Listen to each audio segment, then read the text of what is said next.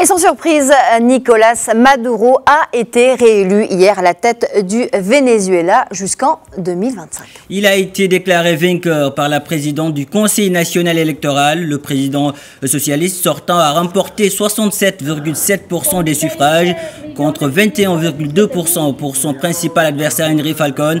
Ce dernier a rejeté le processus électoral, exige une nouvelle élection. S'exprimant devant ses sympathisants, Nicolás Maduro s'est lui réjoui d'un accord historique. Le scrutin de dimanche a été marqué par un faible taux de participation, le plus faible d'ailleurs de l'histoire du pays avec 46%. Outre l'opposition, les États-Unis, l'Union européenne et le groupe de Lima, une alliance de 14 pays d'Amérique et des Caraïbes, rejettent ce scrutin. Tous accusent également Maduro de saper la démocratie. Alors, comment Nicolás Maduro défend son bilan? La réponse de Tomás Posado, docteur en sciences politiques, professeur à l'université Paris 8 et spécialiste du Venezuela. Il est au micro de nos confrères de Radio Méditerranée Internationale.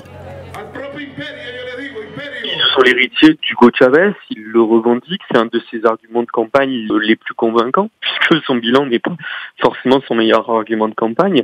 Donc voilà, héritier d'une période plutôt dorée pour le Venezuela, où on a eu une amélioration des conditions de vie de la population, en termes d'éducation, de santé, des créations de dispositifs de démocratie participative, etc.